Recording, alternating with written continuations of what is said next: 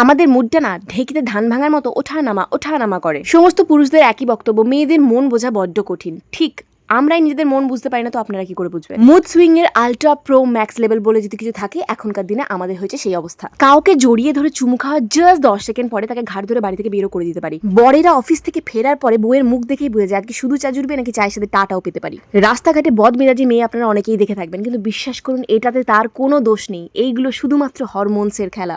আজকাল লাইফস্টাইলের কারণে 99% মেয়েদেরই PCOD problem হয়েই থাকে। আর পিসিওডি প্রবলেম মানেই হরমোনাল ইমব্যালেন্স। হরমোনসের এত রকমের ঝাঁকানাকা রূপ মেয়েরা ভেতরে ফিল করে না। হানি সিং বা বাদশাও কিন্তু হাজার চেষ্টা করলেও এই ধরনের ঝাঁকানাকা গান বানাতে পারবে না। তাই মেয়েদেরকে অযথা দোষারোপ করবেন না, হরমোনসকে দোষ দিন। 59 সেকেন্ডসের ভিডিওতে প্রথমে যেটা আমি শুরু করেছিলাম সেটা আমার এক রূপ ছিল, আমি শেষ করছি আর এক রূপ। প্রোডাক্টগুলো সমস্ত ট্যাগ করে দিয়েছি। যদি আপনার মুড খারাপ হয়ে থাকে এক্ষুনি গিয়ে শপিং করে নিন, মুড ভালো হয়ে যায়। নারী চরিত্র বেজায় জটিল, কিছুই বুঝতে পারবে না। বুঝলে অবলাকান্ত, তুমিও পারবে না আর আমিও পারবো না।